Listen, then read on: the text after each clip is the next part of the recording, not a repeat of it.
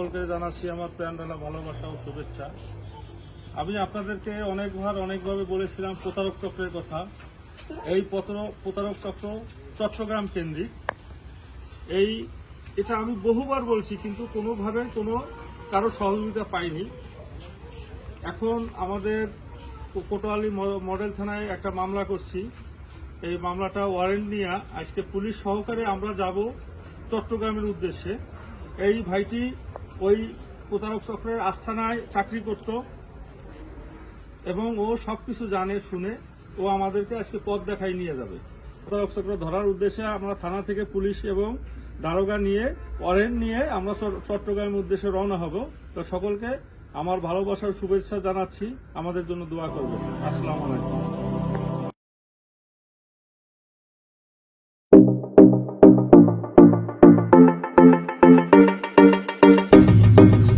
দর্শক, আমরা শুরুতে বলছিলাম যে আমরা অভিযানে যাচ্ছি প্রতারক চক্র ধরার জন্য। প্রতারক চক্রের আস্তানা সম্বন্ধে ইতিমধ্যে আমরা জেনে গেছি এবং আমাদের সঙ্গে যে বিজ্ঞ অফিসার পুলিশ অফিসাররা আছেন ওনারা সামনে গাড়িতে যাচ্ছেন। আর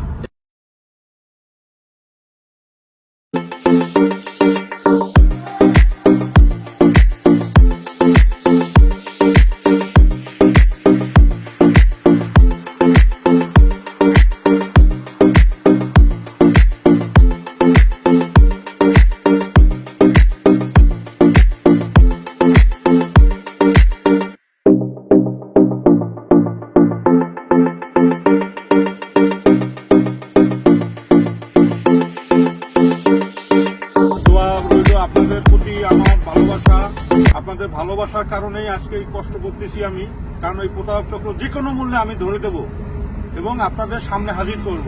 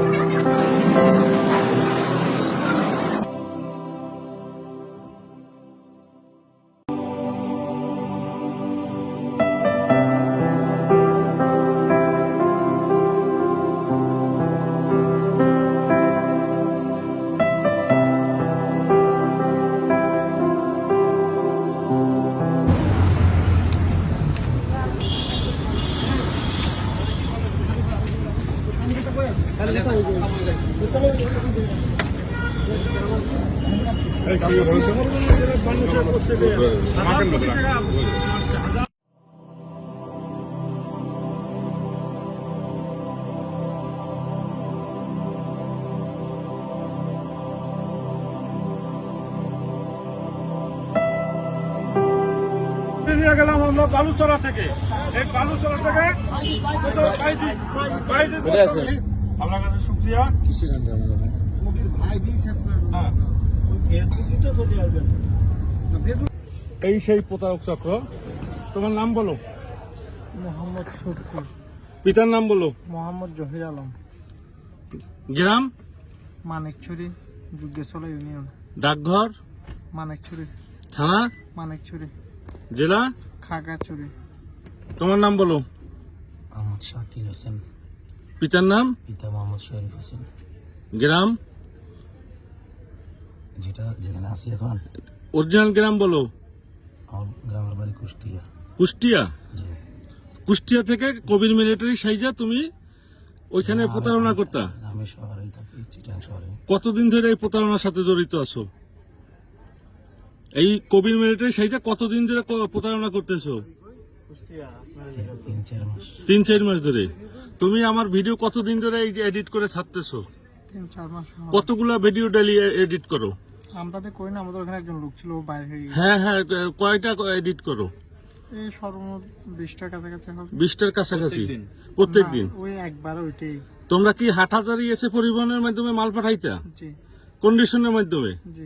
হাটহাজারি এসে পরিবহন তো ম্যানেজার তোমার সাথে যুক্ত না, ওখান থেকে পাঠাইতাম, যুক্ত না। উনি হ্যাঁ, উনি জানতো না যে তোমার ট্রেড লাইসেন্স, ড্রাগ লাইসেন্স নাই? হয়তো ওরা যেটা চাইছিল ওইটা দিয়েছে। আমাকে মাঝে মাঝে গালাগালি করতো কে? আমি যখন ফোন দিতাম, যে আমি বলতাম যে আমি হাজী খন্দকার কবির হোসেন মিলিটারি বলছি, তখন আমাকে গালিগালাজ করতো কে বলো? ওটা সঠিক জানি না। তোমার ম্যানেজার জানে না? ওটা সঠিক জানি না কে গালাগালি। তোমার কতজন কর্মচারী এই প্রতারণার সাথে জড়িত? আমার ওখানে 15-20 জন ছিল। 15-20 জন। আর এই পাশের যে বিল্ডিং এ, বঙ্গবন্ধু বিল্ডিং এ, 10-15 জনের ওখানে 10-15 জন। এক্সপার্ট কোন জায়গা ছিল? দুনিটাই সেম, আমাদের এক্সপেক্ট কিছু না। হ্যাঁ, তাহলে এই যে তুমি হুজুর মানুষ, টুপি মাথায় দিয়া ইয়া করো, হ্যাঁ, তো এই যে প্রতারণার সাথে যুক্ত হইছো, এতে যে আমি 3বার জেল খাচ্ছি, এতে তোমার অনুশোচনা হয়নি? আসলে ভাই আমরা দেখি না, এই কারণে। আমাকে দেখো নাই তুমি জেল খাচ্ছি? আমরা ফেসবুকে দেখছি। ফেসবুকে দেখছো না যে আমাকে জেলের ছবি র্যাবে ধরে নিয়েছে, এই ছবি দেখাচ্ছে, দেখো নাই তুমি? আমরা র্যাপটা দেখছি। তাহলে তোমাদের এত বড় বুকের পাটা হইলো কিভাবে যে এত বড় অফিস খুলে তোমরা ক্যান্টনমেন্টের পাশের একটা সেনসিটিভ জায়গার বৈশাখ এই প্রতারণা গুলো করতেছো, কিভাবে এটা সম্ভব? আমরা তো শুধু আপনার ওইটা না, আমরা কাপড়ের ব্যবসা। প্রাণপ্রিয় দেশবাসী, আপনাদেরকে আমি বলেছিলাম গতকালকে শুরু থেকে, এই অভিযানটা শুরু থেকে আমি পর্যায়ক্রমে আপনাদেরকে তথ্য দিয়ে আসছিলাম। আজকে দেখলেন আল্লাহর রহমতে সত্যের জয় হলো। আমি হাজী খন্দকার কবির হোসেন বলে থাকি, এক ফালি যথেষ্ট, ইনশাল্লাহ এক ফালি যথেষ্ট। এই প্রতারক চক্র অবশেষে ধরা পড়েছে। আপনারা দেখেন কিভাবে প্রতারক চক্র প্রতারণা করতো আমার নাম ভাঙিয়ে। আমরা চিটাগাং থেকে আসামি নিয়ে অবশেষে যশোরের উদ্দেশ্যে রওনা হয়েছি। আবার কথা হবে যশোর গিয়ে ইনশাল্লাহ।